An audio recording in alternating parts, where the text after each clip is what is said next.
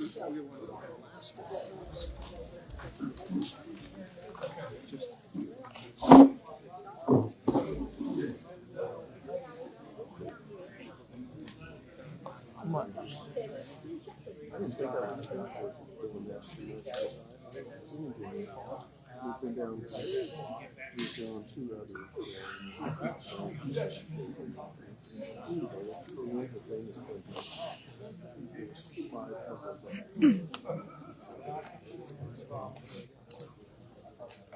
of the islands are like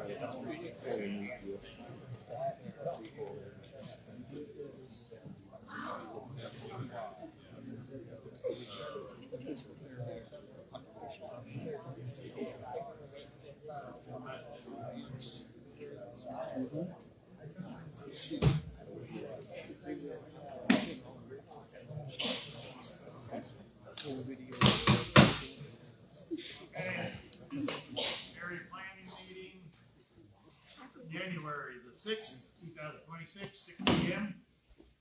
We have roll call. Bowling. Here. Vermillion. Here. Klingerman. Here. Mahan. Here. Mullen. Yeah. Jones. Yes. Bradley. Yes. Dangle. And Martin. All right, has everyone had a chance to read the minutes from the previous meeting? Any additions or corrections?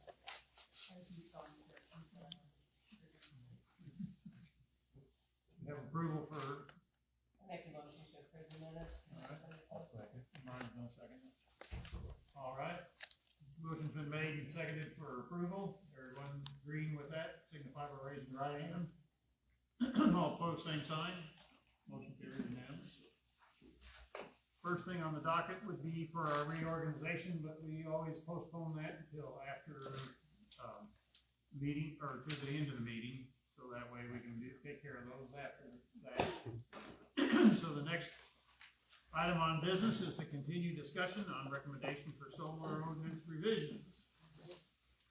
I want to remind the public that we appreciate you being here. Can everybody hear me, by the way? Okay, good. Because I can raise my voice pretty loud if I need to. But appreciate you all coming here tonight. Last month, in December, we allowed you to be able to speak to us. This month, it's going to be our turn. So we get to discuss it amongst ourselves. We're going to make recommendations to send back to the commissioners.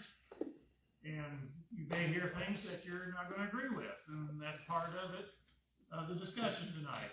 But we do ask that you allow us to be able to have our meeting so we can hash this out. So, and I was understanding that, Chaz, you were wanting to have a few minutes to make comment? Yes, just to quickly make painfully clear for the sake of our time, your point is the public is not supposed to talk during our meeting because it's our time and not theirs.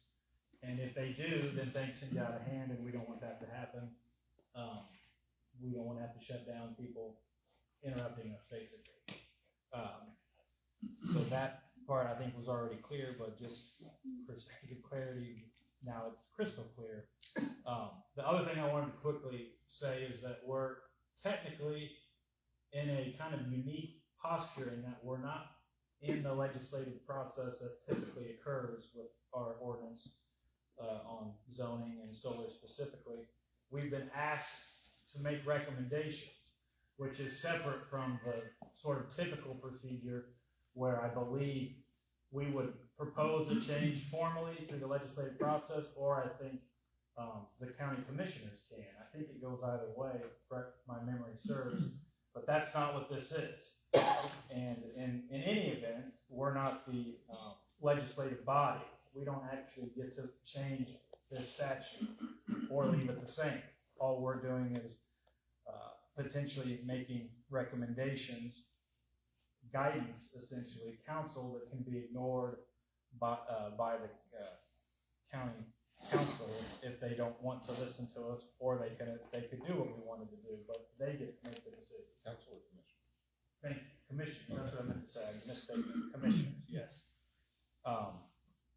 And then the other two things I wanted to quickly mention were, I was asked to look at the statute passed by our legislature under Title 8, Article 1, Chapter 42, which that is Utilities and Transportation. Article 1 is Public Utilities, and Chapter 42 is Default Standards for Commercial Solar Energy. I believe that those are all set in stone, that those are the titles of the specific statute. But I know that sometimes entities like Westlaw or Lexus can kind of fiddle with the titles, and I'm looking at Lexus. So my point is, I'm not certain that those are the legislative titles, but regardless, this is the statute that was passed by the legislature that sets, in quote, default standards for solar, and its sections, I believe 10 through 20, set the standards like setbacks and screening and so forth. And the question was, what's our requirement to follow or not this statute? And it is, in my opinion, that this is merely a guide. Although a lot of times the legislature passes a statute like this to set a ceiling or a floor where a county is supposed to meet at least these requirements or not exceed these requirements, what I mean by ceiling or floor. This doesn't do either. It clearly just sets a template that counties can follow if they want to be, in quote, a solar energy ready community, which is defined under subsection D of section 1 of this statute. So that's 8.1, 42.1, subsection D. And what that term is defined as is a municipality essentially that has adopted the standards in the state statute or standards less restrictive than the standards in the state statute.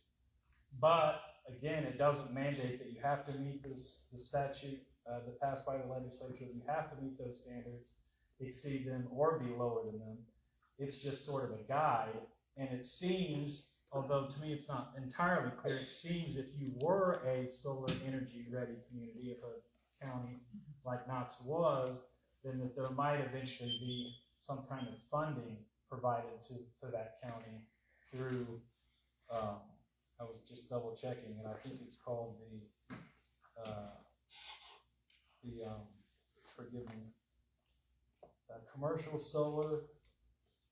I think it's related to the Commercial Solar and Wind Energy Ready Communities Development Center. Something to that effect. I don't know the exact, I've sort of referred to it offhand as a commission, but some sort of state entity that I think is newly created with respect to solar and wind that might potentially fund counties through some sort of method if they are a solar energy ready community. But the short answer is we don't have to be as restrictive as this statute. We're allowed to be more restrictive. It is sort of a guide, I think, for counties that don't have a statute and don't want to have to do what we did and try to create one wholesale. To be clear, I think that there's other authority that says that we can't prohibit indirectly solar. That is a statute that's been cited to the materials given to us under 36. I'll find the exact language verbatim here in a second, but we can't prohibit solar indirectly via, for example, a setback that is so large that it effectively, based off the current location of dwellings and principal structures, is essentially a total ban or close enough on solar. There's clear statutory authority for that. So, not to pick on a neighboring county, but as an example, if a neighboring county had a setback that ultimately resulted in a de facto ban, that county, I think, would be susceptible to a lawsuit by landowners or developers for having an impermissibly burdensome and essentially de facto ban, just sort of trying to be clever instead of saying, no solar, we're going to set standards that are impossible to meet based off of our county.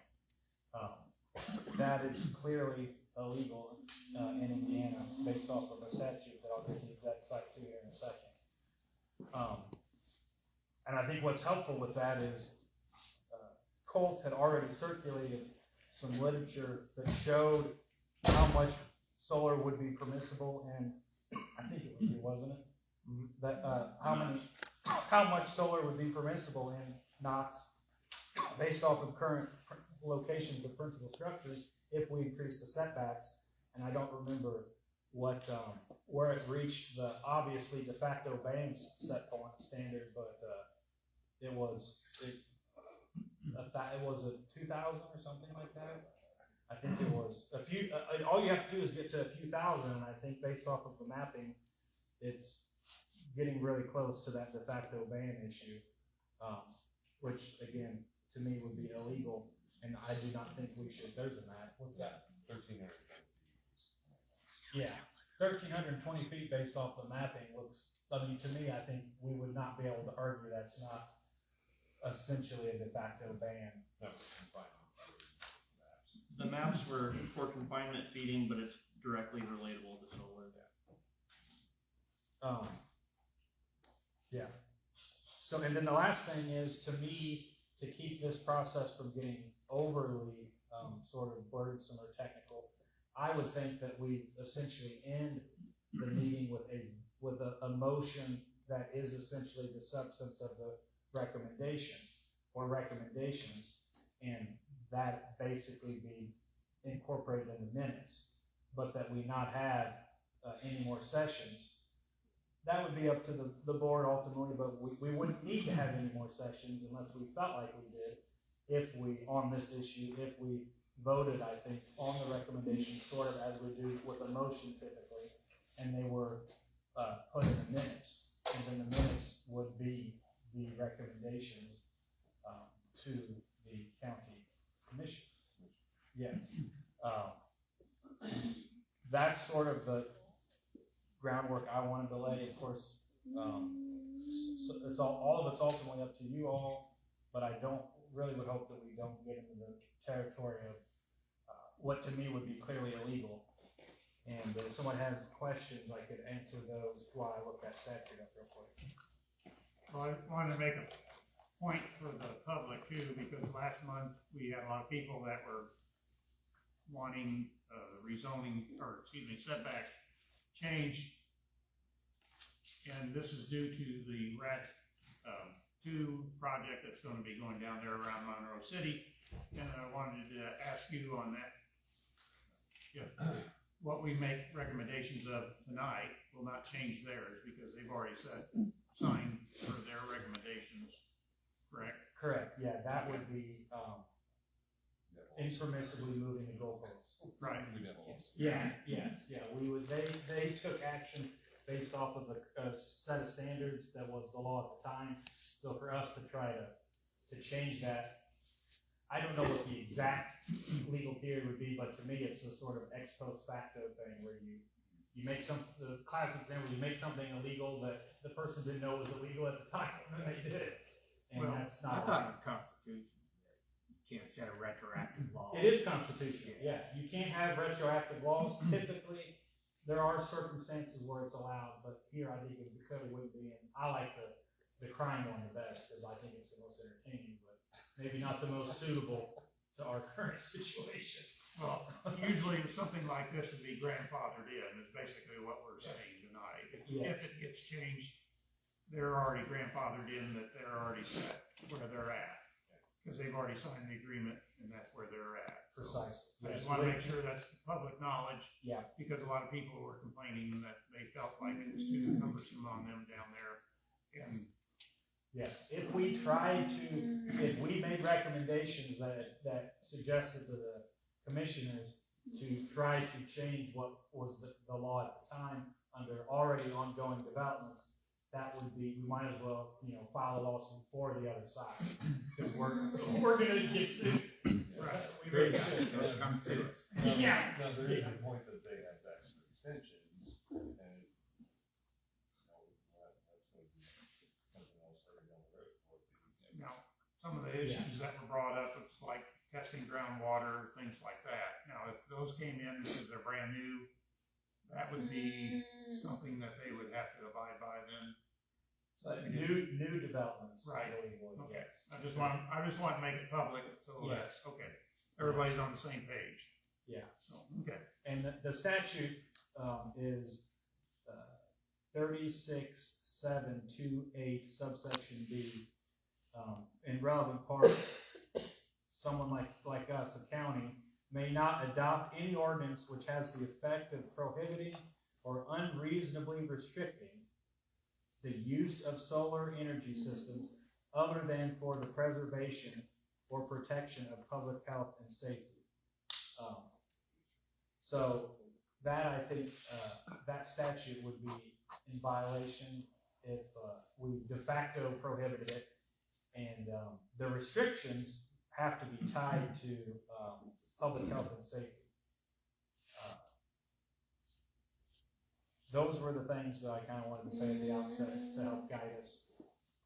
So at what point does the grandfather in again, I've seen a lot of, public records releases have already, beyond the RATS two have already been signed. So are these leases then the same as, those are already done and those can't be changed? Or tell me where that starts and ends. A very good question, Mary It's a Kay. permit, isn't it, not the lease. What's that? It's the permit they get, it's new, not the lease. Yeah, the leases definitely are not yet, because people can lease up ground for any reason, hoping that they get permission for things that they don't have yet. The permit is the simplest way to put it. The exact point in time, I honestly don't know. But where you're really starting to toe the line is after someone has submitted an application based off of current rules. If they've submitted the application based off of rules, and then while the application is pending, the rules were to change, that's where we should try to stay away from. We should. So what I'm seeing out there that is on the reporting pages is not a lease, it's a permit, are you saying? Or it's a what? Well, I'm saying where the line is generally is the permit. Yes, we could, just because a company has gotten leases doesn't mean that we couldn't change the rules on that company, basically. But once they've submitted their application, that's where the line, you're definitely in the zone of the line, because just to be honest, I haven't researched this issue specifically, but I know you're definitely within the zone of the line where they've submitted the application. And if it's been approved, which is what Rob is saying, then you're definitely doing an impermissible. Who approves the application, or what is that process? Company has to try and get a permit. And once they file, from my understanding, when you file for a permit under today's rules, you can't go and change the rules after they file the permit unless you just want to stick your head in it. But everybody can have a lease. All of us can have a lease on ground. That permit is nothing. The permit is the only thing that counts, and that's what we approve. And Mary Kay has another good question though, because I think our ordinance is less than crystal clear on that exact issue, which is, it's clear that we're submitted the request, unlike a typical improvement location permit where Colt would get it, because he doesn't have discretion. If they check the boxes of the requirements for the typical improvement location permit, he doesn't have discretion to deny it. But here, the application is submitted to the area plan commission under our statute, and we consider it sort of similarly like we consider frequently the subdivisions and minor subdivisions. I feel like we hear the most. Whenever, typically, whenever someone's carving out a 2-acre parcel and on farm ground instead of 3, just as an example, we hear the application just like we hear other ones that have occurred in front of us, minor subdivisions, and we have the ultimate, meaning the Area Plan Commission has the ultimate say under the current ordinance to approve the solar project. But I believe it is implicitly clear at worst that we don't have to approve it just because it's met every technical regulation. If we find at a public hearing that issues related to public safety and concern are sufficiently articulated, I think we would be in our right to make findings that although a submission for a solar project was permissible, it could still warrant being denied. So what are what am I seeing that's being recorded? What am I looking at that these companies, these solar companies are making agreements with farmers? We can say recorded in the county recorder's office. Yes. I'm assuming leases and option agreements. I'm not positive. But that doesn't mean anything until it comes before this body. Yes, essentially, they are the ones that, not necessarily all of them, but the ones that haven't submitted an application are arguably gambling that they're going to then be able to get approval to proceed down the next steps of Well, their. that obviously hasn't been a while. The only thing I've ever seen is what was renewed with City. I was gonna say, we have the ones that are weak. Well, in process, physical process. But in the last 2 years, I've been on the commission for 2 years, and I haven't seen anything except for the extension went down. right, So that's something that's. So the Plan Commission has approved a development plan for 2 projects. and you've not received an application, right? I have not received any further application. Can a county, you say de facto effectively 3-mile setback, can they just say we're not allowing it? I think that if a county did that, it would be susceptible to the lawsuit, sort of like changing the law in the process. I'm just thinking not outside of this Yeah. situation, I'm getting all these, data centers. Yes. What if we as a county don't want one of these? Can we say we're not accepting these data centers? But the statute that I think is what makes it illegal is specifically referencing solar. Okay. I think there's another one on wind. I think there's an analogous, when I was perusing this, I think Title, what was I looking at?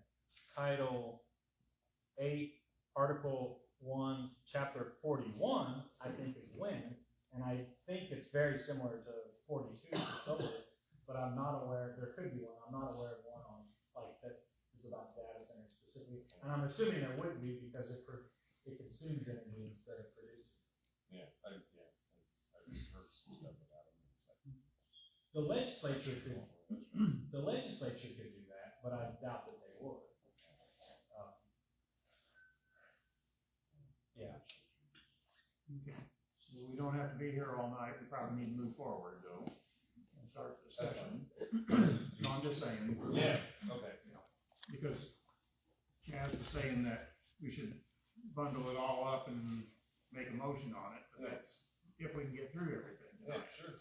So, okay, so of course, the first sticking part on this whole issue has been setbacks. Currently, it's 200 feet. Chaz says we can't go greater than. I think if you got close to 1320 as an example, you're way off into lawsuit territory. You can't do something that would be impossible to do. Right. Effectively said, Right. you can't do it. Right. Yeah, the county could have done that. The only reason they just haven't been challenged in court yet. Okay, the fact that those other counties have done it doesn't make it. The one that's That's exactly exactly right. challenged, and gonna become a matter of state statute, will be reviewed just to address that specific point, that if you go in ridiculous number, it ain't gonna work, so. Well, another two is population too on that county, so, you know, how much people are out in the, living out in rural areas and whether that would meet that standard or not. Ours, we have to adjust it to ours right now. Yeah. I do wanna say, I can help a little bit to get started. Ours, someone correct me if I'm wrong, but to put a fine point on it, it's 200 feet from the foundation. Otherwise, 50 from the boundary line. And the state statute is, just 50 from the boundary line, but then it has a weird sort of, if you're within 250, you have to have screening. But I think it doesn't require screening unless you're within 250 feet of a solar panel and a foundation of a dwelling, essentially. So ours right now arguably is more restrictive than the state statute. That is I would call it a guide. But again, it's only a guide.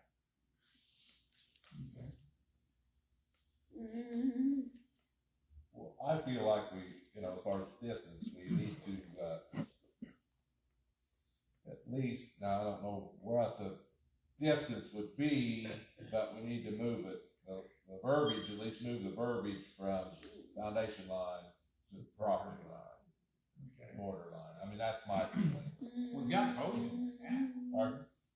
Both in there now. We got a value from the property line, we got a value from the structure. It's Well, not what one is or it? the other. And no matter what, you get 50. No matter what, you get 50, but if your house was basically right on the boundary of the property, you could get, potentially the 200. That's kind of how it mechanically works out. Well, in my opinion, I don't think we need both of them. I think we need to be from this is my opinion, from, you know, a non-participating boundary line. I think you still gotta regulate both, because Possibly, well, I mean, if you got farm ground and you got 3 acres, then So it's 200 feet from the house, 50 feet from the property line. currently, yes. Whichever, Your house whichever is is on the greater. property line, you're 200 feet from that house still. Right. And from what I've investigated and everything, the standard throughout the United States is 50 to 100 feet on structure, property line, from my understanding, so. I mean, it would make sense to have a variance that says 300 feet from a structure and then 300 feet from a property line. Because in that case, the 300 feet from the structure is moot, unless your neighbor's house is on your property. Which I've seen. But, the point is, you know, you wanna give a safe setback from the property line as well as this structure. But the logic is if it's a field, why have the same setback Right. as if it's a house? That's what I was saying, yes. because you don't want to play. It's my opinion. You don't want to play at all, If you don't wanna play at all, you don't sign up for the game. right? But I don't want it on my doorstep if I don't want to play. Yeah. I don't care if it is open ground. If I don't want to play, I don't want that close to it. Well, that's what you draw. I don't want that close to my property, period, if I don't want to play.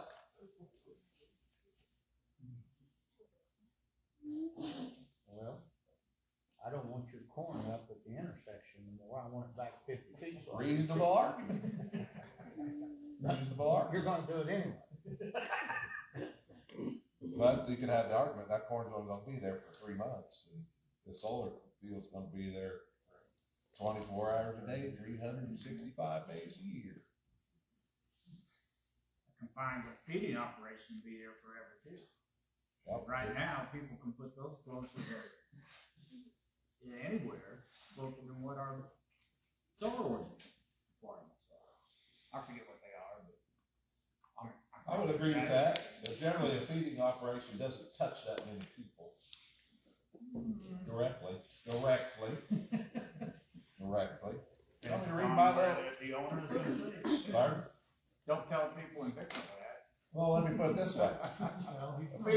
operation might take up 20 acres, 5 acres.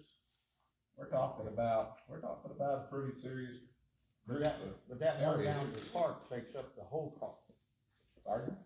You couldn't even play ball or go to the park all summer because of that feeding turkey barn. I mean, it was horrible. Well, I'll go along with that. You couldn't play ball in the summer. About an hour ago, you can smell it. Huh? After about an hour, you go to smell it. Well, they had cleaned it up, you know. How do you make it fair though, if you do 300 feet from the the property line and then 300 feet from the bound, I mean, how do you, because not all houses are exactly the same. Right. So- Everybody's got a different area on their You're property. going to have It's gonna be different, kind of an overlay, so you got a property and a house on one end of it. So if you have a perimeter distance from your perimeter, 50 feet or whatever it is right now, and then it can't be closer than 200 feet from the house, if the house is 10 feet from the property line, it's gotta be 190 feet away from the house. that's a lot of verbiage. Did you catch all that?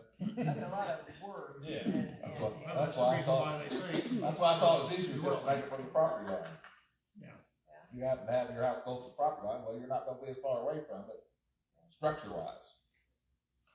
And as far as confinement feedings, they smell a whole lot farther than a solar field doesn't smell, so. Yeah, Well, the smell travels further than the sight.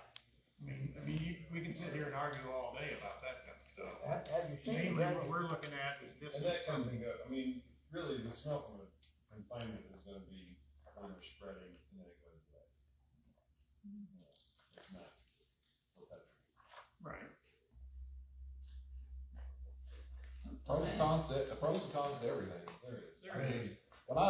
When I drove the area that I think's in question, what did I see down there? I saw confinement buildings, I saw oil wells, I saw gas storage fields, I saw all kinds of things down there.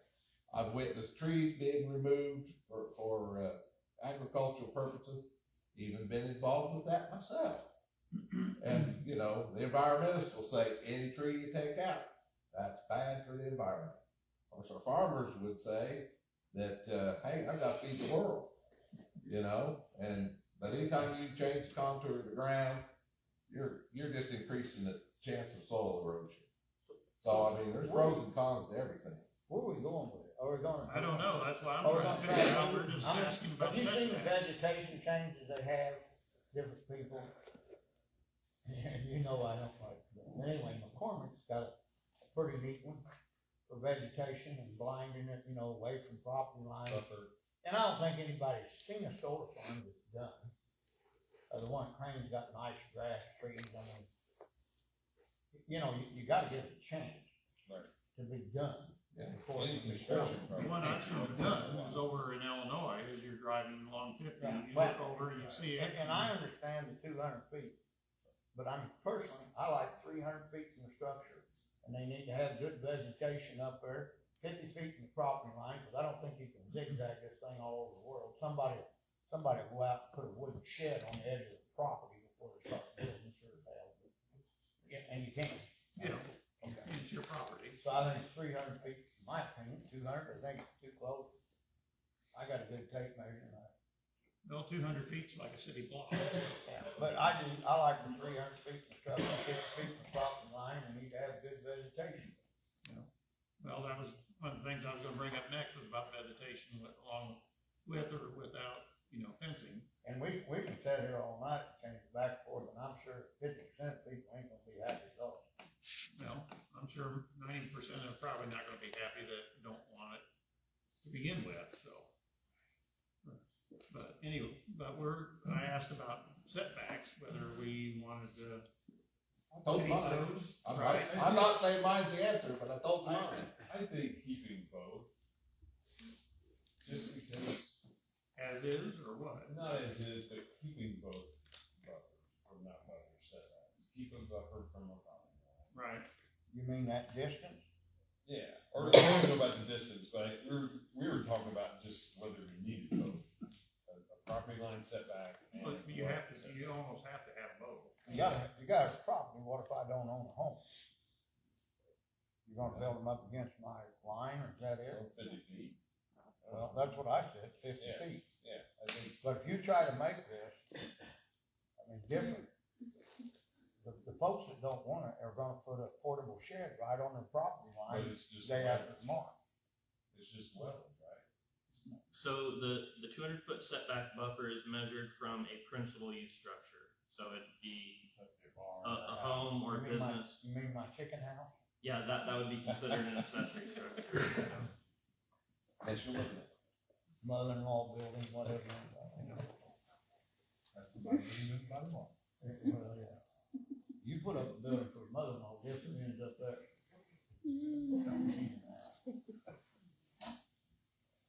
So what's the consensus of the board though? Well, we can remind everybody, 5 years ago, at one point, developed the original ordinance, like commission. Plan commission, the consensus of the group's plan was to recommend a 300-foot setback, which we did. And then the commissioners changed. Correct. So we can look at whether or not we wanna recommend, they go back to our original recommendation, or live with what they changed it, you know, or make it worse. You know. But, I think the recommendations of going 1,000 feet, 1,300 feet, 2,500 feet is just a little bit overboard. That's fine, all right.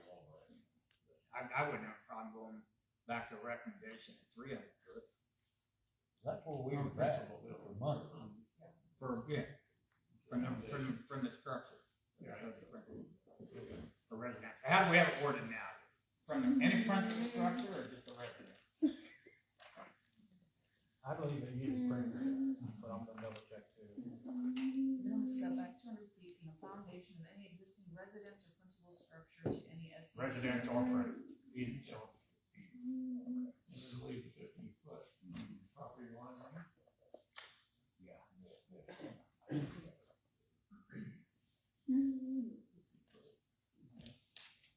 You need a motion I with don't that. want to hear Not yet. about increasing that.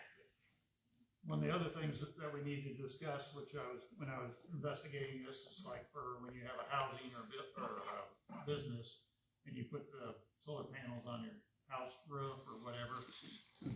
I don't think we addressed that. Why would that? We have, Why would that be an issue? there's a separate. There's a separate guideline. Right. So we do have some standards for accessory use solar energy systems. So, solar panels that are not utility scale, the homeowner has some panels on their property or on the roof. So we do have some standards for that. Section 152.262. It says 100 feet from the foundation of any neighboring residence. I think, is that the only one that's relevant to the discussion? Well, I was thinking more like on the roof, from what I found I was reading like from roof, the accessibility of firefighters, if they have a house fire, are they gonna be able to get up to the peak of the roof and be able to open up a hole like they normally do? Setbacks from the edge, they said from hips or from the valleys, like 3 feet in from that, so. That's really irrelevant to this discussion. Not necessarily, because this is part of the solar. If you said commercial, you're talking about a residential Right. application. Right, but it's still part of the solar, and it still falls under this solar ordinance that we have. I don't see it that way, okay. Well, my understanding, what we were asked to do is to evaluate all of it. Do I have to get a permit for solar panels on my roof? Currently, solar panels on a roof are not required to have a permit. Okay, well, I don't have to have a permit, so it don't matter. If they're ground mounted, they would require a permit. Because in that instance, we're going to look at setback. I wouldn't have nothing that I could whack my head on.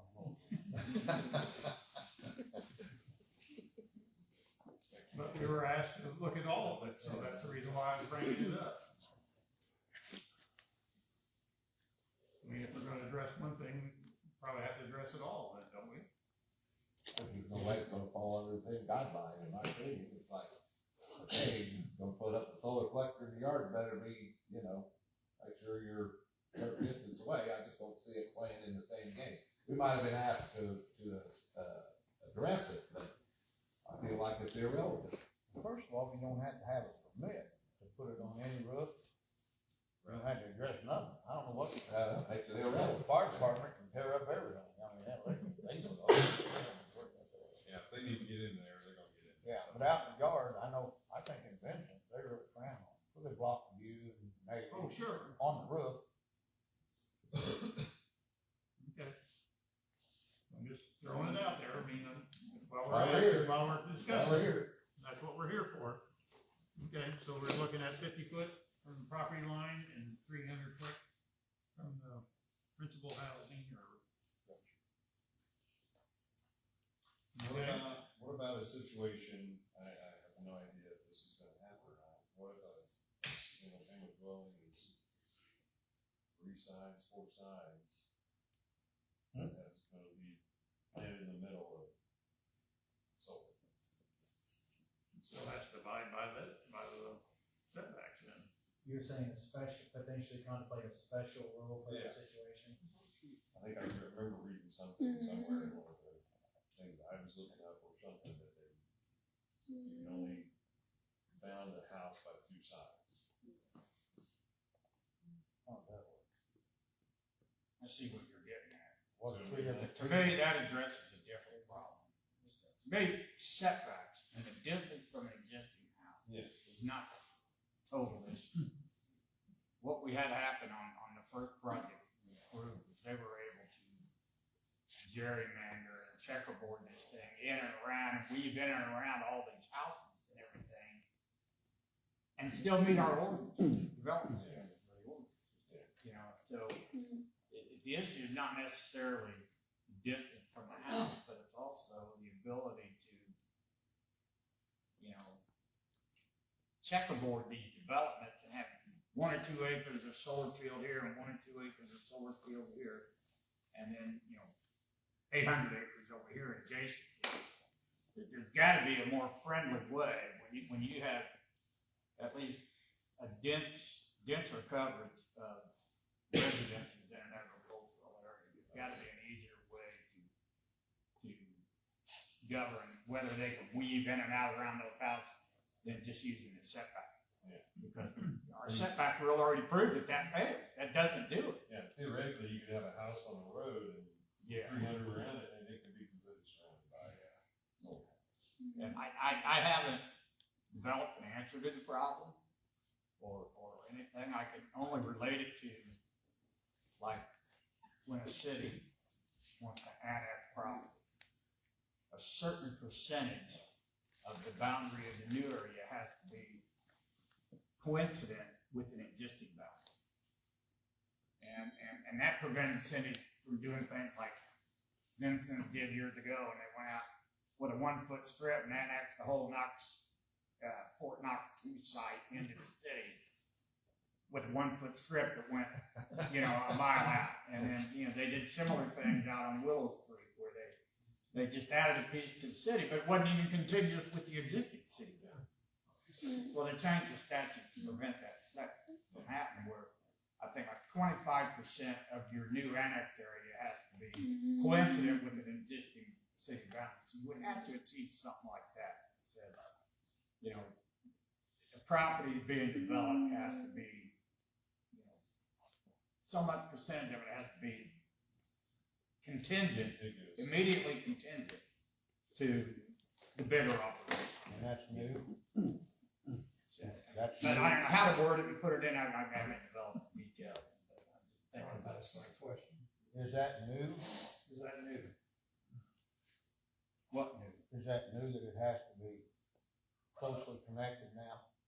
He's Talk theorizing. about my example with the city boundaries. I mean, we had Scepter in Vixen, and it's a 12-inch line. I think it's new that, Scepter's in the city. that's 6 years, The city, that's been in place for 25 years now. oh, that's been in place that long? 'Cause I remember about, About the Few years city ago. boundary example that our, the city incorporated area example that I did, that's been in place for 25 years now. Can't create, now they can't create a situation like that. But if this, okay, so last month we had probably 2 or 3 speakers, homeowners that are gonna be surrounded on all 3 sides. I don't like that, and it's not fair to them. So, but if that application comes before this body for approval, don't we have a say-so in what they can do and can't do? I mean, yeah, you can do this, but, you gotta be fair. You need a neighbor, a good neighbor agreement. I mean, is there That's such a thing? That's my knee-jerk reaction is the best way to address it, because I think it would be an ungodly endeavor to make it a bright line rule. Right. Like Dick is kind of thinking how it was done in the annexing context, but it could be clear that it's one of the standards that we have it could be an expressly articulated standard that we have the discretion to say, no, this is too gerrymandered, essentially, and deny it for that reason. What happens if you don't gerrymander? Say the guy's got a farm, somebody's got a house in the middle. You say we can't put solar panels in this little section. What's he gonna do with that section? It ain't big enough to turn one of the combines around nowadays, so you just gonna know you're gonna have to throw that piece of ground away. That would have to be part of under the hypothetical I'm giving, that would have to be something for the board, for you guys to decide whether it warranted saying yes or no in that specific situation. I mean, they can put a patch of solar panels, but you can't put a patch of farm ground, so you can't. What I'm referring to though is a homeowner that has, they just have land, they just have yard, okay? And this is their 3 acres or their 4 acres of ground. And now all of a sudden they're gonna have these solar panels on all 3 sides of their home. That's what I'm referring to. They need protection on that. Yeah. And they need good faith neighbor agreements, whatever company is involved in this, and we need to make that happen.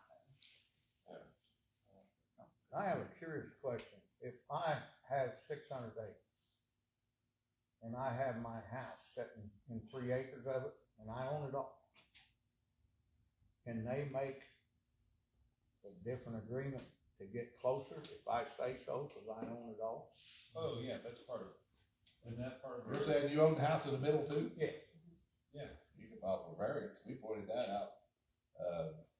I think that question was basically. Participating. Yeah, there was a gentleman asked that question at one of the very first meetings.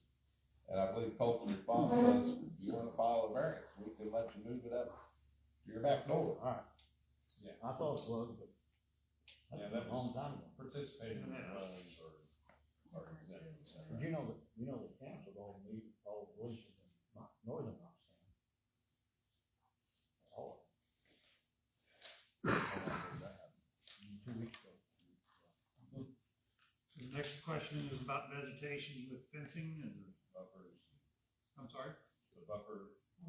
right. You can't use any trees that you shouldn't use. Not native, probably, yeah. Well, ain't got a tree board anymore, so you can use anything you want. Well, there's been some banter of, vegetative screening, I definitely like a vegetative screening, especially in relationship to a structure.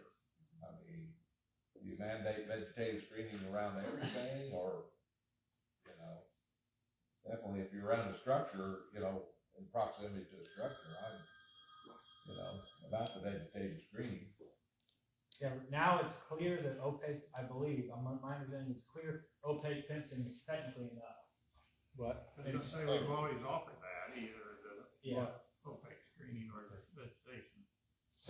fencing, Yes.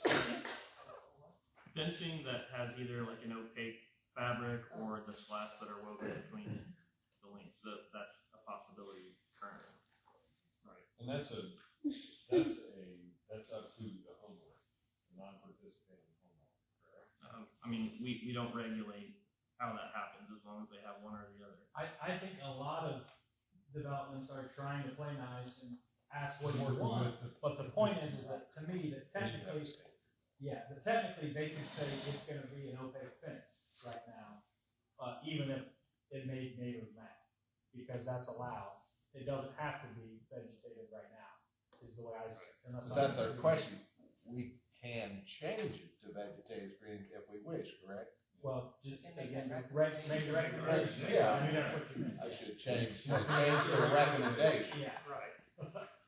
I mean, I don't know why they couldn't put a, you know, if they still need it fenced in, why we couldn't have vegetation and just a 4-foot woven wire fence allowable on the inside of one side or the other of the, if they want security. You know, some people say that's not enough, and I ride by Craig Naval Base, and that's all they got around that. Of course, they'll shoot you maybe if they don't like you coming in, but Well, I'm sure they don't want someone getting in there and messing with the panels either, so I'm pretty sure they're probably gonna want a fence around it. oh, I'd say they want a fence. People out of it, so. Oh, I'm not against a fence, I think they need a fence for Right, the way society is nowadays, for liability reasons, they need a fence. right. But I'd like to see some I don't know what the, answer is to vegetative screening, you know, whether it's completely around or, you know, if you're going around, cause I agree with what Mary Kay said, you know, there are fears by some that they're gonna be surrounded on 3 sides, Right. you know, so, you know, how do you say, hey, we want some vegetative screening, at least here, you know, so, I don't know how to put that in. There is some value in that. I mean, if you're familiar with Elephant Drive on the river, down there by Bridgeworks.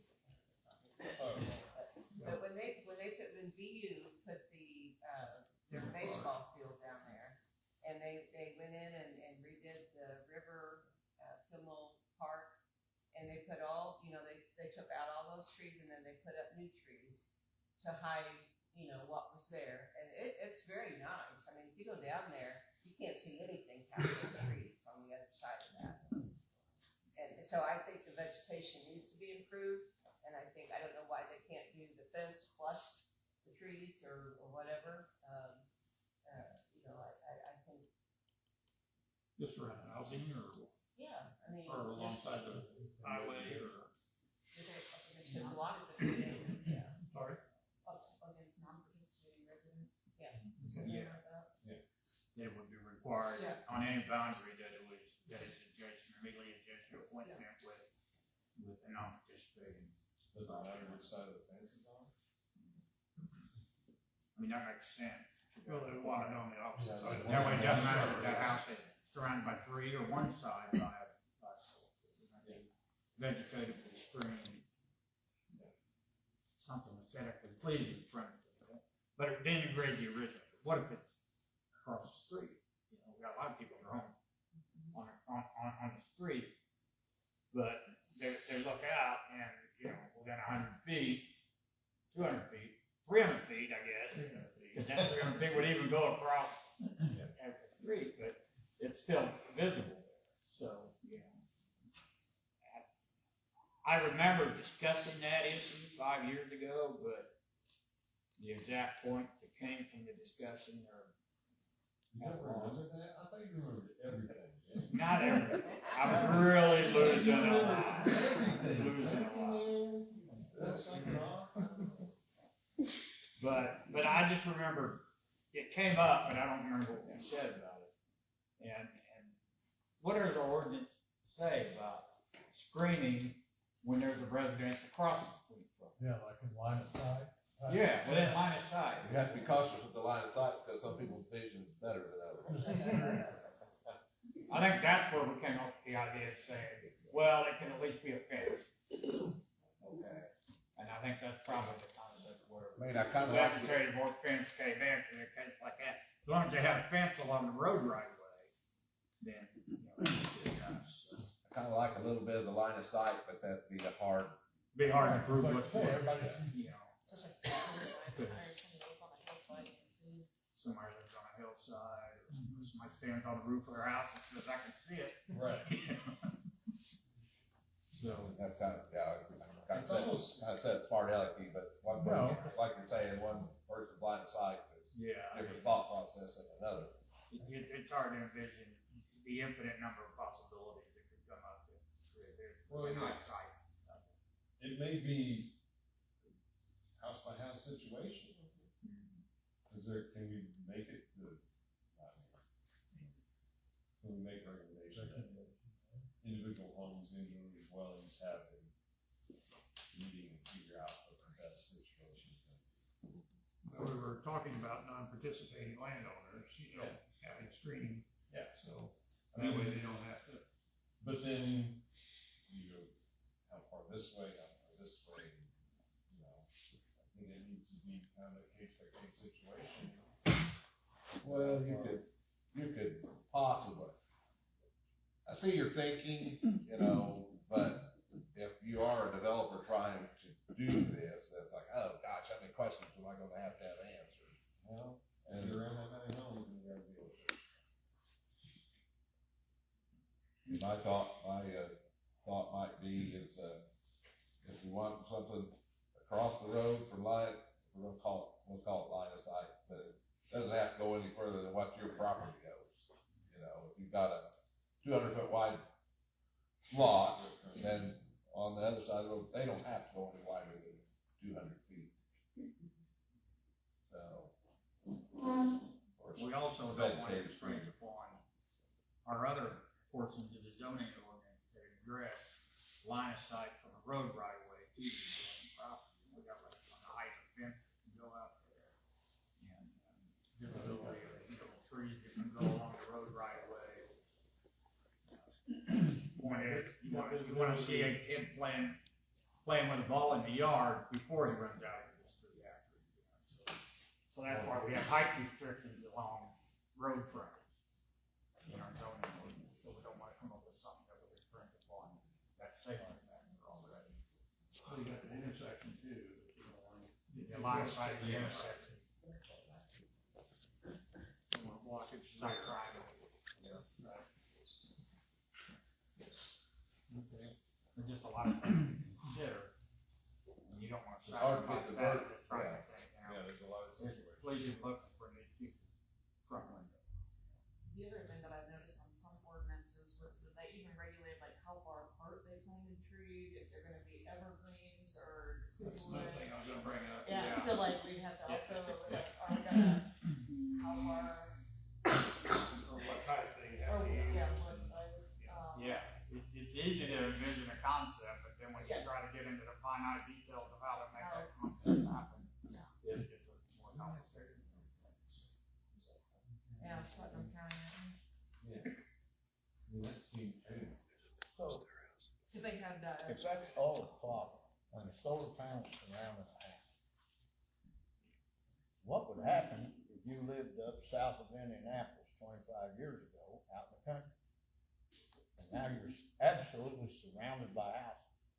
Do you get mad because your country living's gone? I mean, around here, the people that used to live out in the country didn't have a neighbor for 5 miles.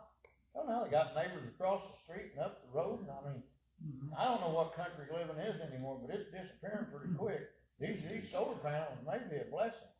You may not get Blow Joe living next to you that you really hate. Them panels won't make no noise to talk to you. Well, that's what I was saying there, Rod, was that having these next door to you is like having a graveyard next door to you. You don't have any noise, you don't have to worry about anybody encroaching on your property. You know, they're just gonna be there and. Well, yeah. I know some of the folks in Bickman, I'd much rather have the solar panels next door. Well, I've got neighbors like that too. In fact, I had to buy the house, tear it down, and burn a few out, but I got rid of it. It's another point. True stories are always funny. Okay, so the next thing on the list is groundwater testing.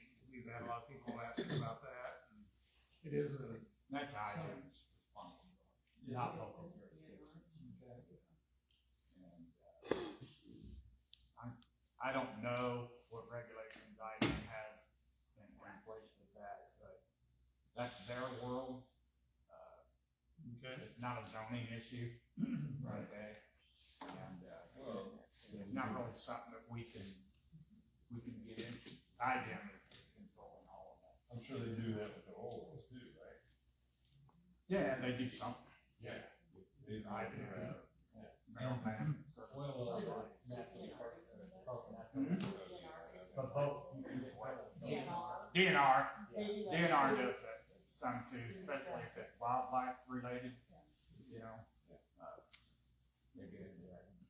think about, landfill.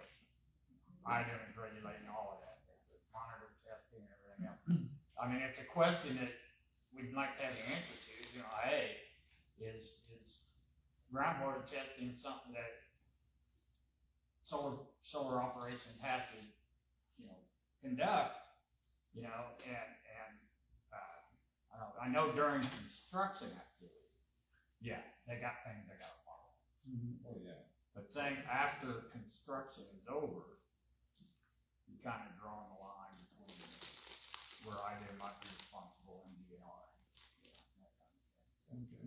But I don't know how far, for example, the construction activity and dealing with water quality and runoff from the site during construction is supposed to be a local jurisdiction issue under IDEM's guidance, but our Soil and Water Conservation District administers it.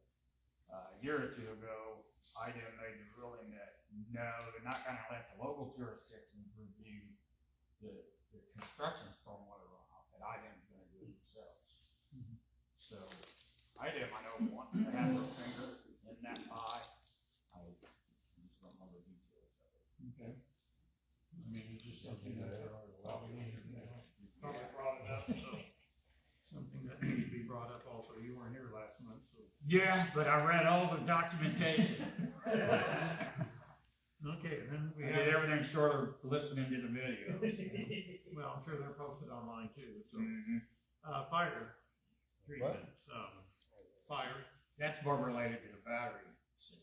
No, this is like the fire department's issues they have. We talked about that a few years ago too, but I can't remember what we had in our ordinance about that. Wouldn't the state fire marshal regulate?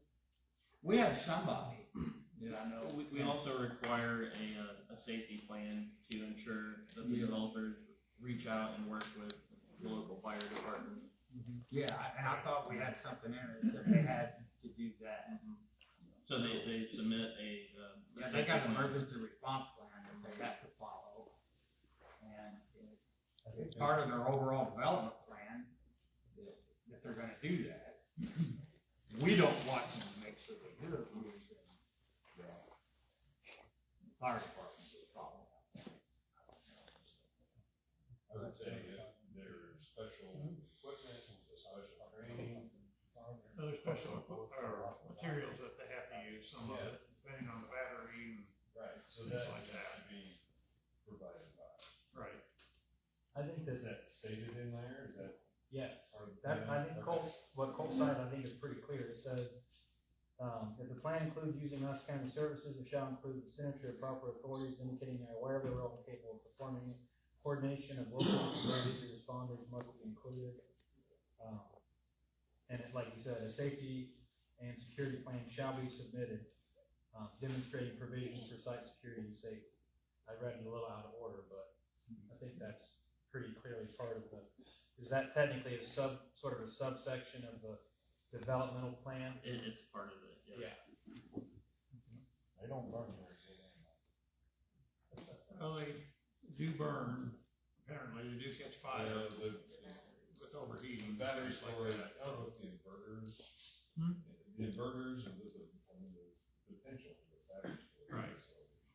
So for the batteries, they are currently, they have to get approval from the Indiana Department of Homeland Security, under what's called, NFPA 855 standards. So it's the National Fire Protection Association standards. So they, as you mentioned, they do have specialized fire suppression, requirements. And so that will be provided by the developer. 7 o'clock. Correct, they have to get approval from the state for that. But as far as like materials, that's provided by, to the local fire department. Correct. Okay. So while that aspect of it is covered, risk of fire is the biggest issue with the battery. So I mean, we could still establish minimum setbacks and screening requirements for those as well. The batteries might require a specialized setback distance. Yeah, stop the battery, Storage systems, Correct. that's, okay, that was another thing I was gonna bring up. That's, Yeah. never realized that it was actually something that might be separate from what's already in there, but somebody mentioned in their letter that the wide use of battery energy storage wasn't as predominant 5 years ago as it is now. Oh, yeah. And that's why we have these companies coming to us asking for approval after the fact. The battery storage? Is it part of the overall I've had- development plan that has to be? Did you use it anywhere besides the solar field? So I've had, 2 companies reach out that would be interested in putting a battery storage facility that is separate, from the solar facility, so outside of the boundary. I think that is. Are they the solar field companies themselves, or is there another company? In one case, it was the solar developer, in another case, it was a separate entity. Separate, well, is he considering buying the electricity from the solar field and then wanting to get it to market I somehow? assume so, or store it until it's needed. Right, it's supposed to be like a backup Yeah. in case you need extra. Well, that situation, To me, they don't do any good unless they're connected into the electrical grid somehow. You know, And I don't know, somewhere we gotta tie it into the existing, you know, service of the solar field or service to the electrical grid, one or the other. And we don't actually address the utility companies that go in there because they're kind of exempt from zoning laws. We can't regulate how they put their towers and stuff like that. So you've had people asking about battery storage? So, Is that something you have to bring to this committee? well, currently, there's no way to approve it unless it's part of the solar project itself, and in that case, it would be reviewed by this board. If they want to build a standalone battery storage facility outside of the solar boundary, there's currently no way to approve it in an agricultural district. That's good. Yeah, I agree with that, that's okay, I'm not for a standalone, I'm not for a standalone battery farm. I ain't for battery storage, period. But what I wanna point out is, it's something that is built by Duke Energy. We can't tell them they can't do it. And if we're passing zoning ordinance that says they can't do it, I say, too bad, we're exempt from zoning regulations. I've talked to 2 homeowners that have, been notified by Duke that they're going underneath their houses, their properties, to run lines for close to the solar. You mean they want to? They want to, yeah. Okay. They're exploring that option, yeah. I don't know. Yeah, that would constitute cabling, and they'll have to pay landowners for running whatever it is under their house. The landowner's gotta agree to it, or Who's sleep? you have to run eminent domain. They're gonna get paid for every one of their houses. I'm not as concerned about Duke Energy, I'm not saying we all agree with everything that the, electric companies, utility companies do, but Duke Energy appears to be a responsible, long-term Yeah. energy provider. So, but as far as any battery storage outside of the solar development, I would say, There isn't any inside the solar batteries right now, but there might be.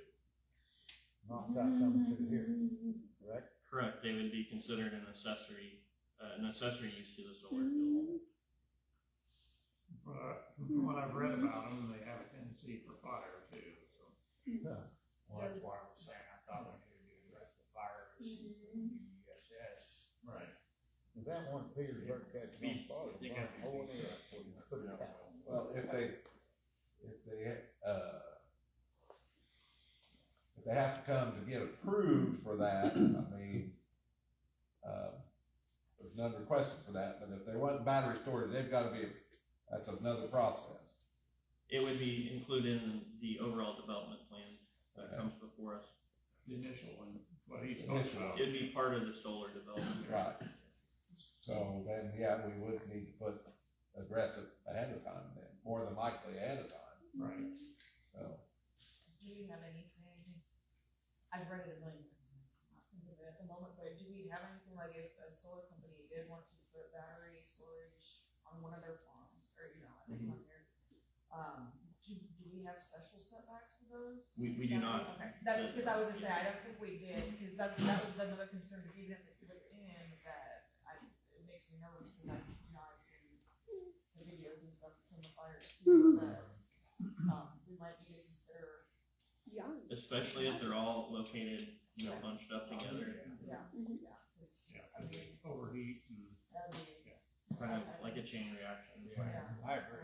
If they constitute a very special fire hazard or safety hazard or something, then, yeah, they probably need to have an emergency response plan. It's probably a little beefier than the rest of what we're proposing. and I probably need a bigger setback from a residential, not just big.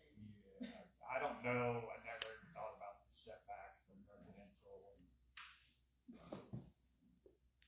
But I would think there, in the BESS example, if they're a fire hazard, you don't want to catch any of the non-participating neighborhood property. Whether it's a wheat field or whether it's a house, but down there, to me, the issue there would be a beefier property line setback. Oh, yeah, You know, absolutely. more than 50 feet, because you don't want it anywhere near that endangering their property if it's a higher risk. Right now it is. Yeah. Cody, I'm surprised anybody's asking, because they're putting battery storage over the racks. For most all of them. They're like shipping containers, they're huge. Oh, like where the power station is? Where Hoosier Energy used to be. Yeah. There's enough of it there, like I said, to burn a hole in the air.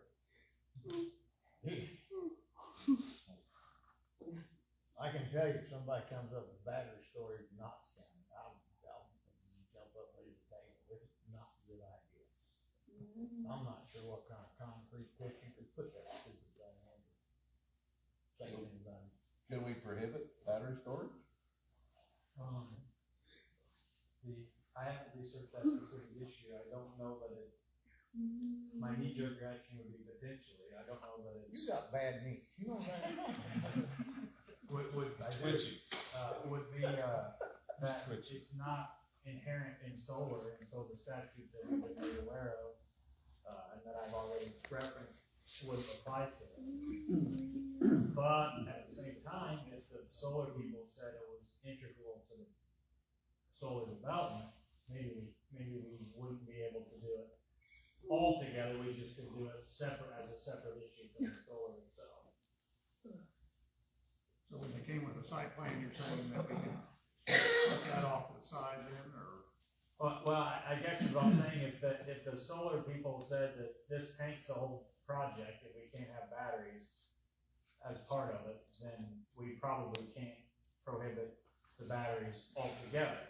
But that's different from saying we prohibit them as an independent development that's not tied in with solar.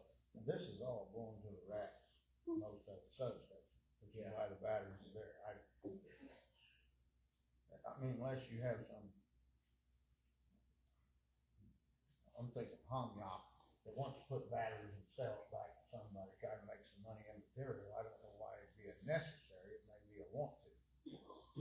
I kinda think you might be right too, but I don't know. So they're gonna be the storage facility over there.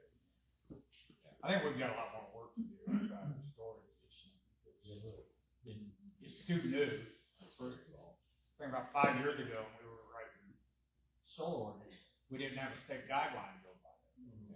2 years later, they come up with a state guideline that may or may not be different from what we've already got in place, but, and it's the same way with the battery storage issue. It's a newly developing technology that's use is currently evolving and increasing. 2 years from now, we might see it in the state guideline. We don't know, but we've got more work to do, because I don't know enough about them. What are the dangers? I mean, I read in the printouts that some of the fires and stuff that happened out in Arizona and California and everything with it, and obviously it flagged to me that, hey, they've got a bigger fire hazard to consider than the rest of the development. So,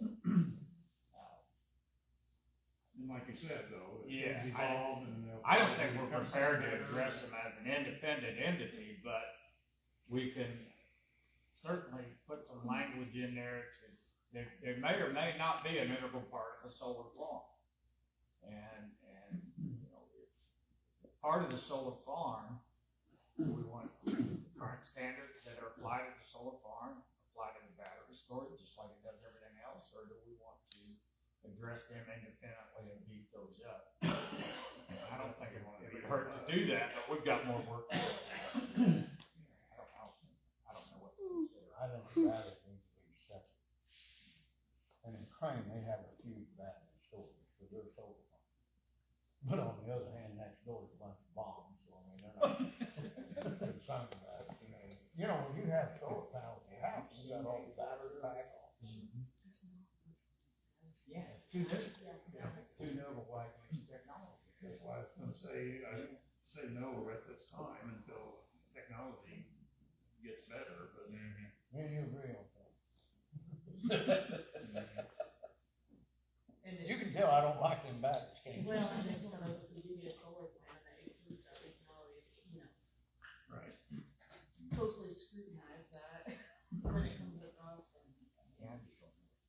Yeah, yeah. So, I mean, in our ordinance, at this, of course, it's always hard to amend the ordinance, but I mean, in ordinance this time, are we just gonna say no battery storage? Well, I'd recommend no battery storage on the BESS. Me and you agree right? on something that, So, oh, I'm doing 100 But currently, the ordinance does allow for battery storage as an accessory to the larger solar field. But we have no specific regulations. Specs, Yeah. Well, we can make a recommendation and say, Not at this time, would be my recommendation on that, but what's that? not at this time. Yeah. Just I- science, Yeah. science keeps renewing It's evolving. and everything's evolving and, you know, maybe a couple of years down the road, they'll be perfect. Well, They're a lot better than they are right at the So if moment. we're gonna say no battery storage, that's just another,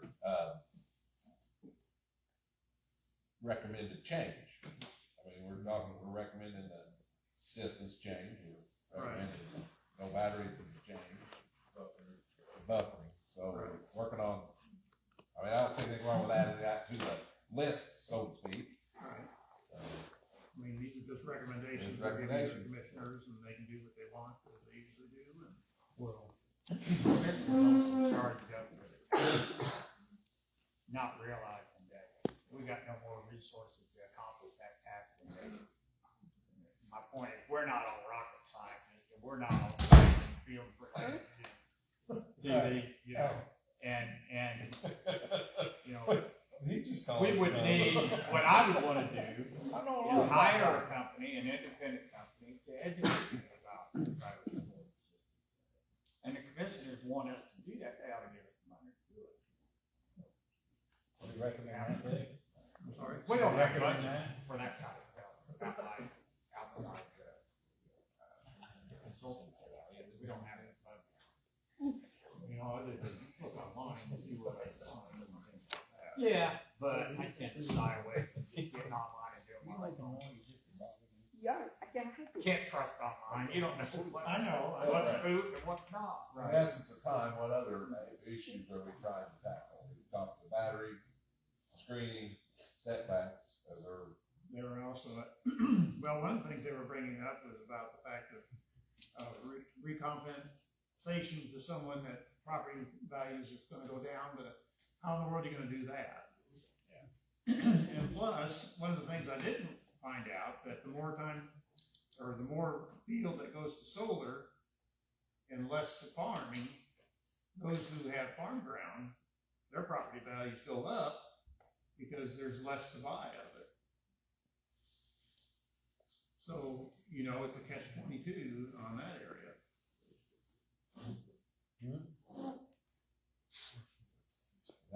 that's a hard one to say why a value went down, you know? Well, I mean, that was one of the things they brought up, is that my property values are gonna go down if this is right next door to me. And, I know, I put one in. like I said, you're not gonna get somebody encroaching on your property, you know, building a brand new home and having neighbors that bring in junk vehicles and stuff like that, you know, or, I mean, there's payoffs on changing interest rates, don't change the value of homes. I mean, I live in town and some of my neighbors, you know. Yeah. Like Rod said, you don't want them next door to you. but- Oh, I thought you were directly pointing at Rod pretty much brought his into town up. But there's so many variables in real estate market. You don't wanna clean it up, the assessor will come and get you. Oh, this looks a lot better, now you're gonna charge me. Yeah. But yeah, there's too many variables with that. Right, I mean, you can, you know, and who's paying for it? Right. Who's gonna pay for it? I mean, we can't, it's not ours to hold to, It takes several meetings for me to make up enough money. you know? And then another thing they were wanting to bring up, because there's nothing in there about wind. Well, we're not in an area that, preferable for wind turbines either. There That's has more for been- northern, central to northern Yeah. part of the state. We don't have the wind capacity to. But there's been exploration. Oh, I'm sure there's exploration about lots of things, but. Well, we could probably kick that one around, because basically what we have on the ordinance doesn't allow, at this time, we have no ordinance about wind, so Right. technically it's not allowed, correct? Right, correct. So, at this point, I see that as a moot point. I know, but I'm just telling you. Well, I understand, but We got a catch-all section down in the ordinance for special developments, special considerations, Right. which is intended to address anything that our ordinance doesn't specifically address. So somebody could apply for something under that, and then we gotta wait. And that's what we tried to do with the solar farm at the beginning, but. So you're saying that, Commissioners to get a. well, maybe we have to move that through that special section. Or we could just say, no wind allowed this time, how's that? Well, if we don't address it. Are we, does that code preempt us from doing that?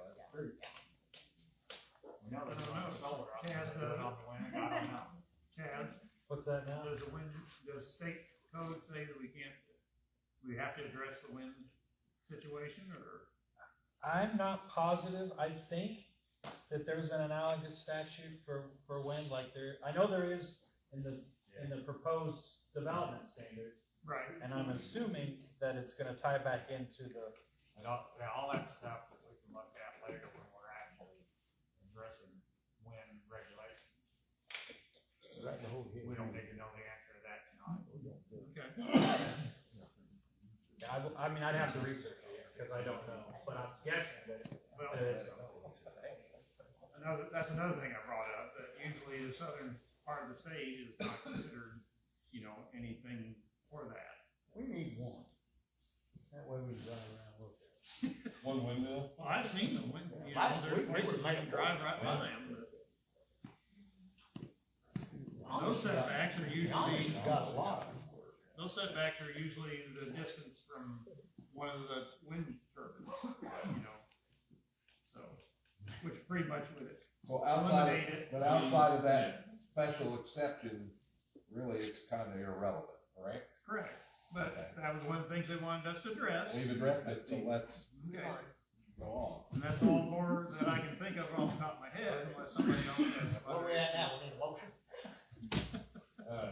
What's our, something was brought up about decommissioning requirements. Oh, yes, that's another thing, Decommissioning and bonding. yes, about the decommission, bonding and for that, and I told the commissioners that's more their expertise than ours, because we addressed it in there, but. It's fairly substantial. I know one issue that was brought up was, inflation. Right. Is there a stipulation to have it reevaluated periodically? I believe so. Decommissioning, Mm-hmm. yeah, there was something. I know we addressed it, but. Recertified or something, The decommissioning plan shall be updated by the operator and approved by the Area Plan Commission every 5 years after the approval of the initial decommissioning.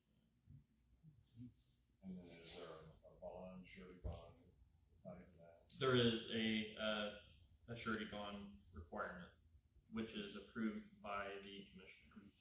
Okay, so there, okay. All right. you're the one who would have the authority to act on that.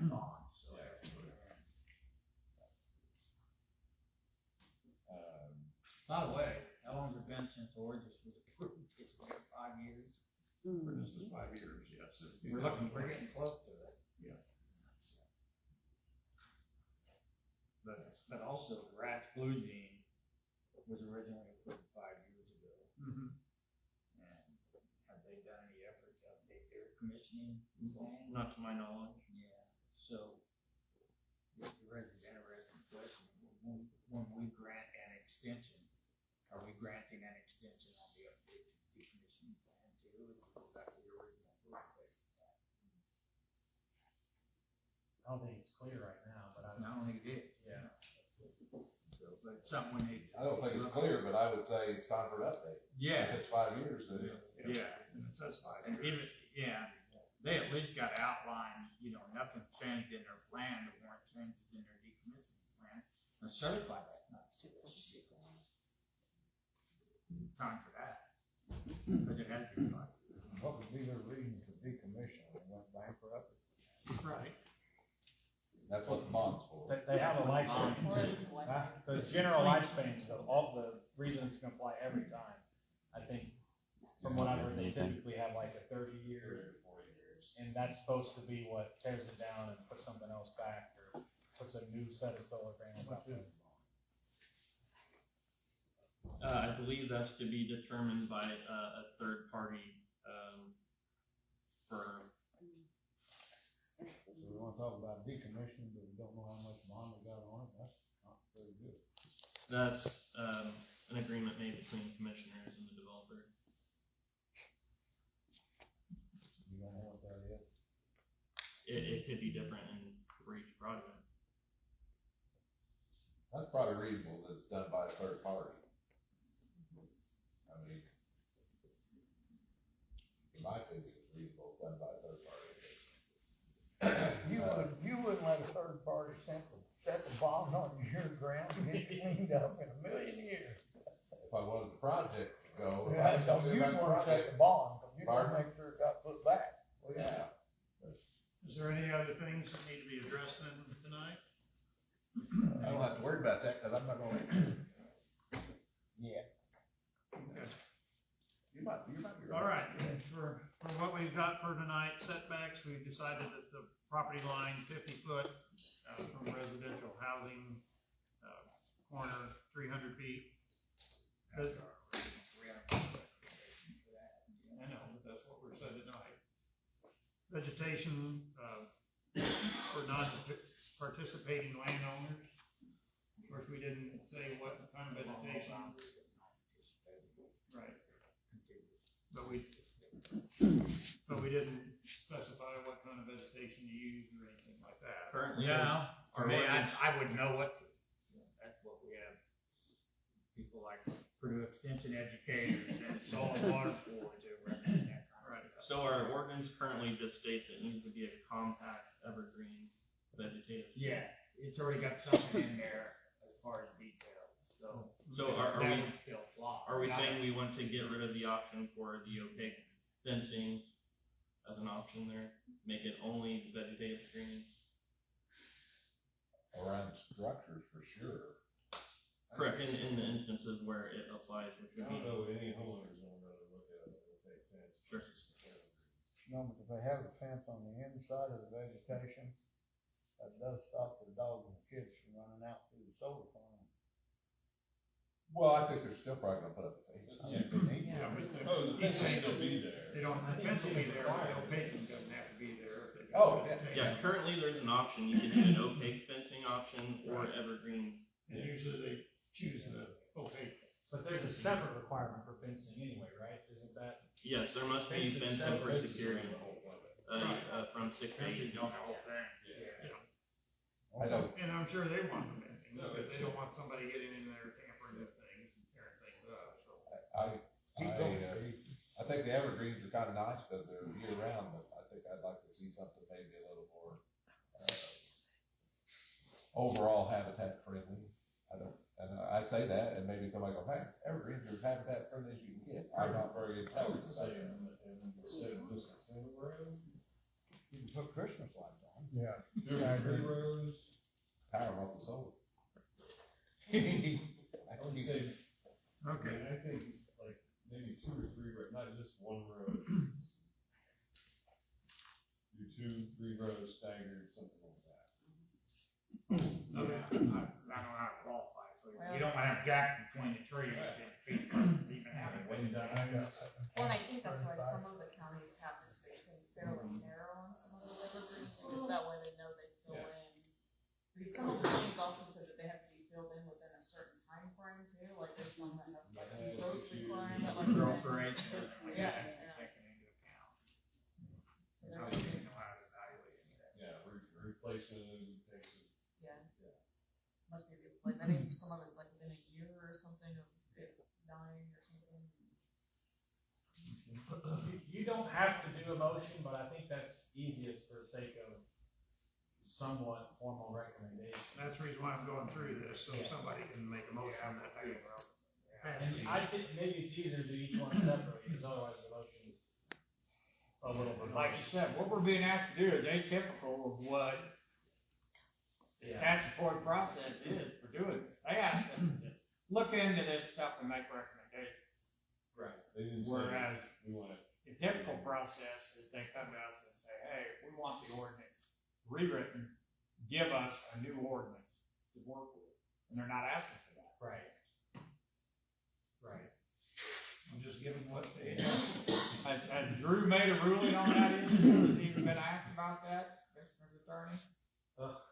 I don't know, I just would generally agree that and I think it should be clear that this is not the typical Yeah, legislative process. they're doing an atypical request. It's not following the statutory process. We're charging the plan commission with drafting changes to an ordinance.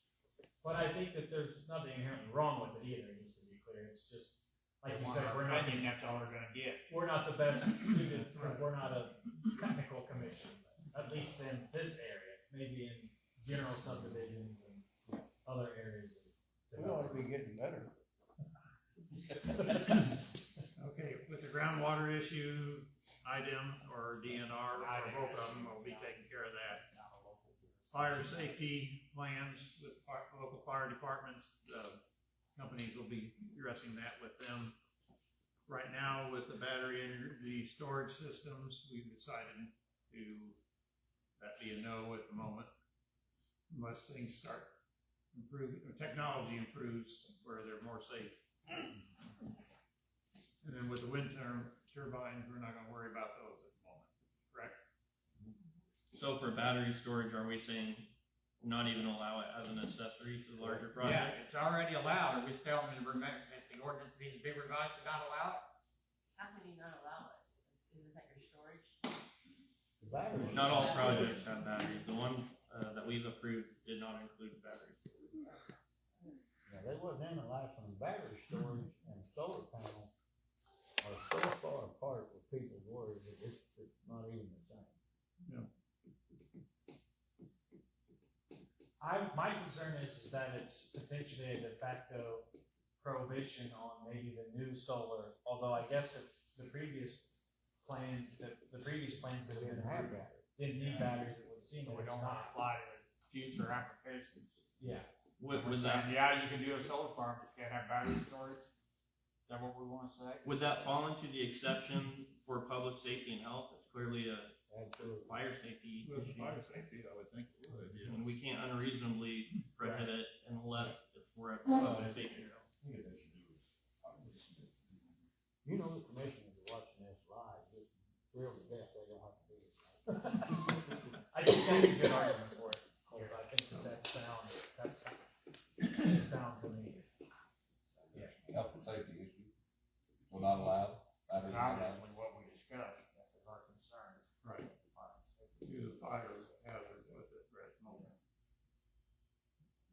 But like we said, technology is probably gonna get better and they'll be able to, work out the bugs in it and get it back or bring it up to something reasonable. That's why we review our ordinances every 5 years too, so. Yeah. We're trying to keep up with some of that stuff, so. Right. Now you need a motion? Well, back to the vegetative screening, I'm not clear on what we've decided. Are we saying, are we saying it must be a vegetative screening only and no option for an opaque fencing, the fence would still be a requirement, just not a screen. Oh, the opaque SWIP, against the property, not an option? Well, I think we're just torn on how to word, I think we're kind of in agreement around structure of principal dwellings, that we think there should be a screening. It's just how to define it. But should it be only Only evergreen? vegetated? Yes, and no option for an opaque fence? I would around structures and residence. Yeah, I would leave it But open more. I don't know if you wanna say tree if it's going down a county road and there's nothing there but a field. I don't. Is there a possibility I of, understand all the trees. The screening requirements currently only apply when there's a proximity to a residence or principal structure. well, I think that we need to say that the opaque fence only is not an option around the structure. And I don't know if there's a way to put verbiage in there that says, hey, you've gotta put screening up within, and, you know, you can see through trees, but something that's like, you can, you know, establishing a screening that basically, restricts visibility. Now, how you know, it's like, hey, we can restrict it with this or that, you know. Opaque fencing will strict visibility. It was. But that's out. We're not gonna allow opaque fencing around structure. We're gonna have vegetative screening. We want, I think everybody's agreed, we want vegetative screening around structure. So, My understanding was when we were discussing it, it was non-participating landowners, what we were, not structures, it was around non-participating. okay, if you wanna. Contingent value of We know what we're talking about here, it's the people that don't want it. Well, yeah, we don't know it, otherwise we're just saying we're not clear about it. We gotta be We're exact. pretty clear about what we want, it's just what kind of trees do we want, or how do we specify that? Well, we haven't decided that, that's what I said. We And didn't we're discuss not, what do they call it? We're not horticulturists. that. That's true. So we're kind of screwed really to see, you know, We do have a person here that, Good resource. yeah. we have a good resource. Yeah, well, I've seen a lot of different ones, so a lot of them will say like, you know, evergreen trees that grow. Again, they have to be closed, within 10 years or something of planting, and, I've seen different things like that, and they have, again, like, they want you to plant them every 10 feet, so a little bit closer together to make sure that they're closed completely. Like 2 or 3 rows of them. I've not seen 2 or 3 rows, I saw that. Like with turkey gardens though, I mean, they want screening on that, and usually they choose white pine with that, but those white pine, when they get big, Yeah. they lose all their bottom limbs. All lose all our bottom branch. Yeah, and So- there you lost all your screening. yeah. Is there a- But I don't think white pines grow as fast as some of the. Yeah, it takes 10-30 years. Yeah, so that's where like if we wanted an evergreen and we wanted to put the stipulation of it needs to be closed, you know, within, I can't remember what I saw, I read so many ordinances, I can't remember what they recommended, but like I said, we can put you have to plant it every so many feet, and then it has to be, you know, closed in so many years after planting, and of course maintenance and all that stuff. You wouldn't want it too tall either, because Yeah, then if heavy wind comes through, it could push it right over onto the solar panels and all that. Well, goes by. even the residents the other way. Yeah, true. Well, is there a way to put in there? There's probably not really a way to put in there, vegetation to be reviewed or determined at a later point. I mean, we can sit here and talk about. Well, I mean, you could say tall grass, you can't see through it, but then you have the possibility. Well, But then you have the possibility of fire then too, I mean, if it isn't maintained, He said the fire. And some of the ordinances also talk about, you know, making sure to get things that are obviously not invasive, things that are, you know, surely have this somewhere. native to the area possible, and they reference using like I some had of to have our, a like, tree so far apart, so big. native plant society and stuff like that to pick native plants that would be encourage or pollinator friendly, like this one from Putnam County talks about using pollinator friendly, preferably native species to the area, so Right. that's.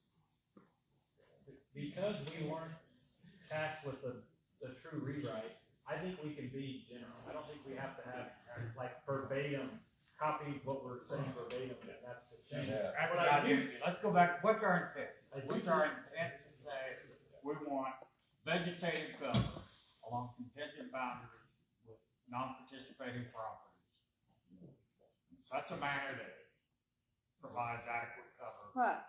You know, but we don't know how to put it in wording that the spacing is gonna achieve that or anything like that.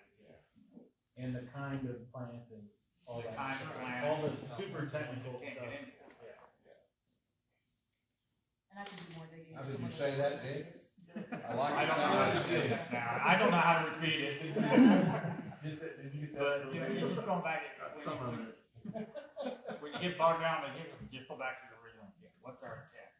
Vegetative cover that provides adequate screening along all boundaries contingent with non-participating property.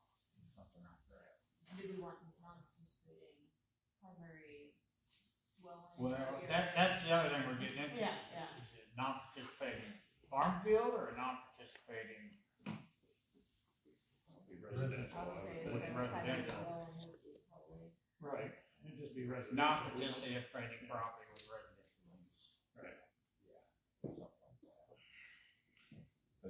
If you got a house on a 3-acre parcel and it's in the middle, they'll have it around 3 sides. You got it on a house with 100 acres and the house is in the corner, I was saying they gotta go around all 3 sides of the 100 acres. No, all of the sides contingent with the operation.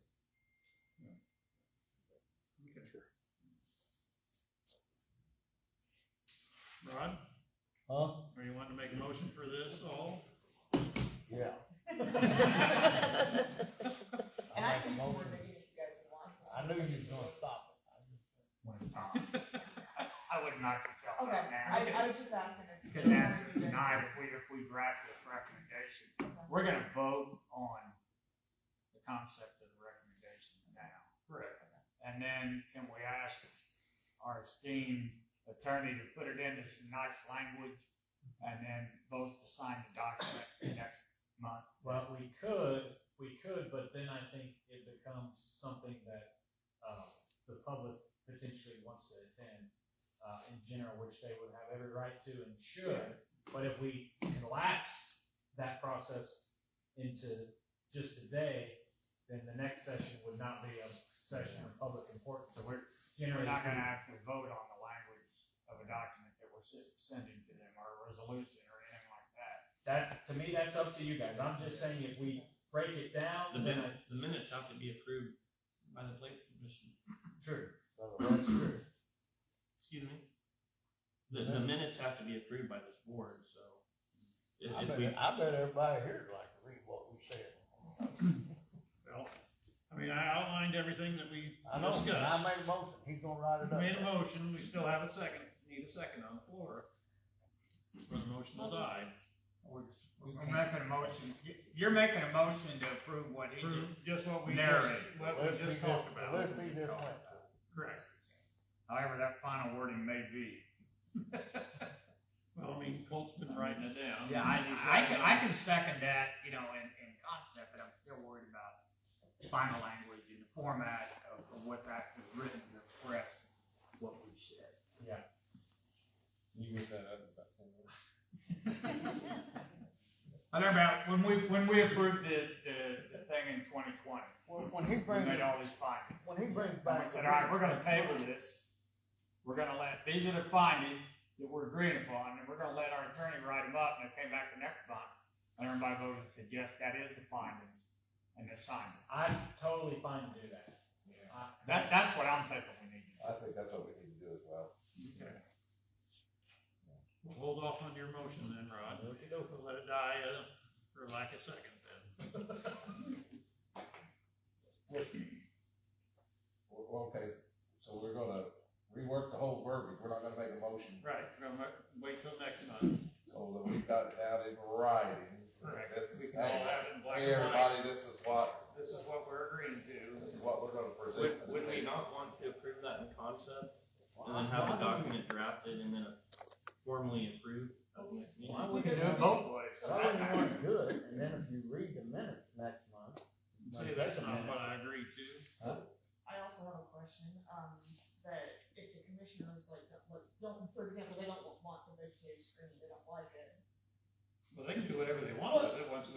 suggested to Well, us. I'm just saying, like, if we just approve the concept, if we want to add the screening, For non-participating. and if they say, no, we don't want that, then we wouldn't have to go through all the effort to look at the actual verbatim, you see what I'm saying? Like, I don't know, like, what the proper. Again, their request to us Yes, is yes. outside of the Well, yeah, statutory that's, process. that's what I We're guess. like, well, what if they wanna do something Yeah, different? yeah, Well, yeah. they already did something. Yeah, yeah. That's what I'm saying, we're just making a recommendation. Yeah. They can do whatever. We're answering the question they gave us. Yeah, yeah. That's why though, I sort of like the idea of keeping it more informal. Because if we do the formal recommendation, that makes it more like, here's a amendment to here's the proposed amendment, even though that's. But I think the state code actually says, I just remember writing the ordinance and giving him that to review. Yes, And we're not going that step yet. no, no.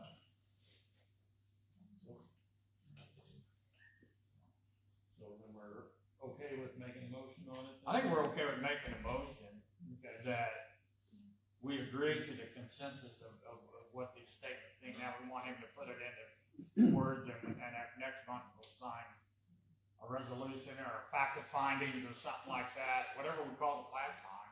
Fact of findings. Will you be That- sending this- it out? And this is what we all agreed upon the findings are. For next month? If it's ready. Okay. Yeah, Rob asked if we would send that out with the minutes Okay. in the agenda for next month. He gets it ready. I will do my absolute best. Just to be clear, No vacation, do what? no vacation. No vacation. No anniversary. Actually, there is one, but I think. You know his knee's already jerking, he ain't gonna get it done. But, I think we're just, good. I think I understand everything the sort of general consensus that's been created, but except as to native versus non-native and the detail on the vegetation. Do we just wanna, are We we can saying get into the weeds general? on that, we just assume General, yeah, this is what we want. yes. I will keep it general then. Right. Yes. So then, Rod, you wanna go ahead and make that motion then? Try it again. Again, Okay, I did. and you wanna second it? I'll second that. Okay.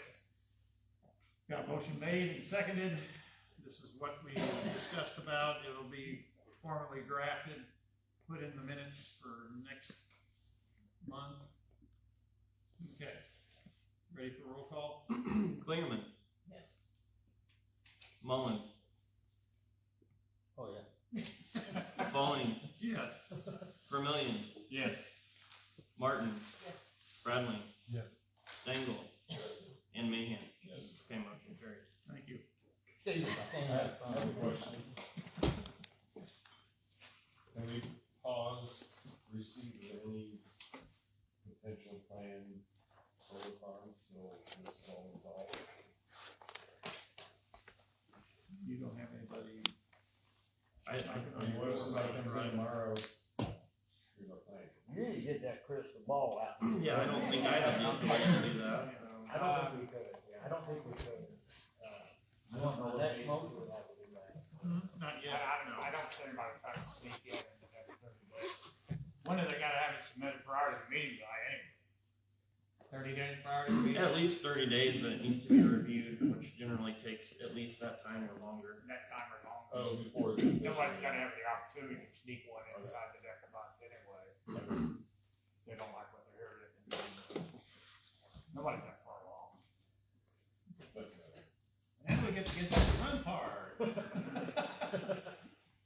Who do we want for nominations? So then we have nomination for, we need a motion, seconded, and then close all nominations on it. So, just to give you an idea of what your progress would be on this. So we have nomination for president. And it How can't many be years can you, you do right? it? No, it can't be. I just got on in 2025. Okay, so you can do one more year. I can do that. I hope that we can say the Honorable Steve Bowling as president of the Plan Commission.